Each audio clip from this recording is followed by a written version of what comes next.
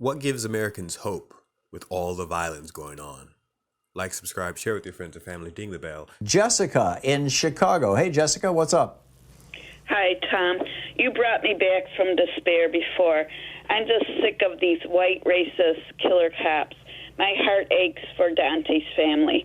And when I heard Pat Robertson speak out against the 48-year-old officer, Kim Potter, that her gun and looked and felt nothing like a big, bright yellow taser. And she was training the new officers to who to pull over and how to take them down.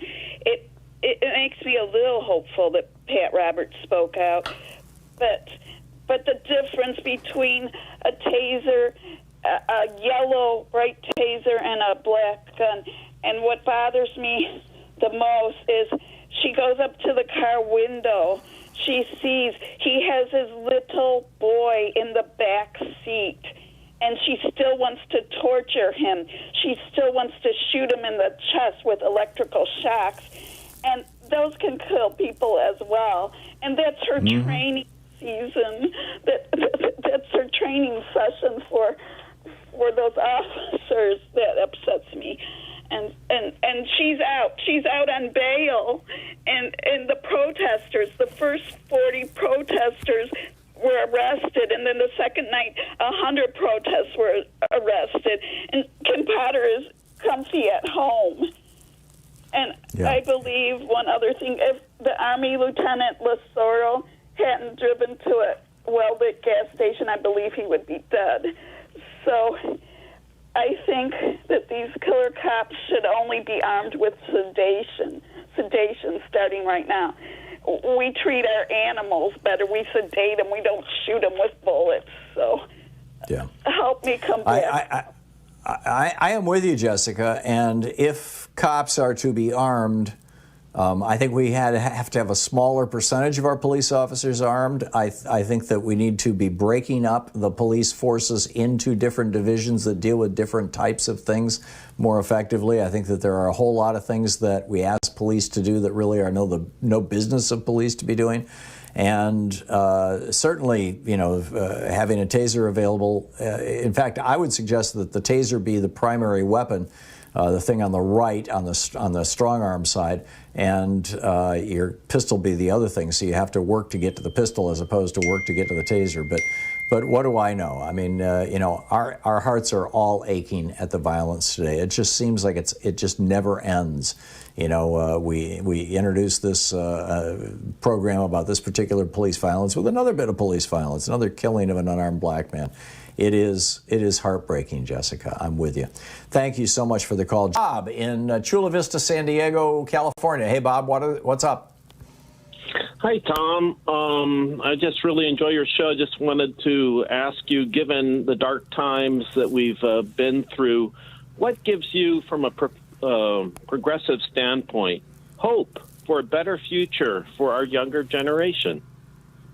There are a whole bunch of things that give me hope, Bob. Number one, we've got a whole younger generation coming up who have rejected the indoctrination of Reaganism and all the stuff that preceded it that so many of us were subjected throughout our lives, that even allowed for people like Bill Clinton and Barack Obama to basically continue the neoliberal line, we've got to worry about deficits and we got to worry about Republicans and we got to cut taxes and all this kind of, BS. There's a whole generation looking at that going, that's nuts. Healthcare should be a right for everybody. Education should be a right for everybody. We're the only country in the world where people go into debt to go to college. We're the only country in the world where people go into debt if they get sick. 500,000 people a year in the United States declare bankruptcy because somebody got sick. And with COVID now, it's exploding those numbers. So number one, you've got the younger generation. Number two, politics goes in cycles. There are these 80-year cycles of war and peace and depression, which concern me tremendously. There's also a 40 or 50-year cycle of the pendulum swinging back and forth between what you might call right or left. And I truly believe, and particularly watching Joe Biden. Joe Biden is a politician's politician. He's the guy who puts his finger to the wind and says, which way is the wind blowing? Oh, that's what I'll do. And there's a good side to that, right? Basically, he goes with what the mainstream wants. And Joe Biden turning himself into FDR right in front of our eyes is the best indication out there that the entire country wants FDR right now, because that's what he's doing. And it's getting done.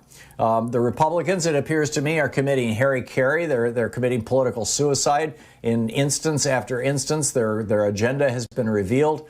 White racism, white supremacy, voter suppression based on color used to sell in the United States. In fact, it used to be invisible. When states passed this kind of legislation, it was always reported in the news as, well, another states' rights initiative, without just coming right out and saying another effort to suppress the black vote.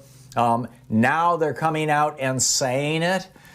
You've got this last vestige, this last kind of hanging on to the whole thing, with billionaire Rupert Murdoch and Fox News over there in the corner. And they're becoming increasingly marginalized as it's becoming more and more obvious that their agenda is really all about white supremacy, and whatever's best for billionaires is best for, in their minds, the rest of us. Right. All of this stuff is like right out front. I've been talking about this for 18 years on this program.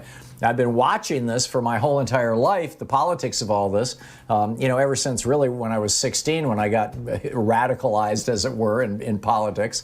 And I think that this is like absolutely one of the very best times. Plus, climate change is getting real.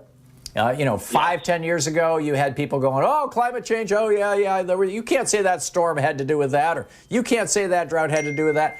Nobody's even disputing that anymore. Nobody is disputing that anymore.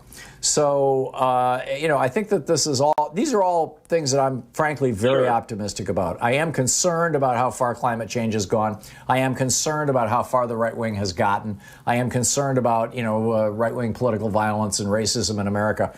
But it looks to me like they're all on the short end of the stick, as it were. Great. Answer your question, Bob? Great. Yeah, you're really giving me a sense of hope for the future.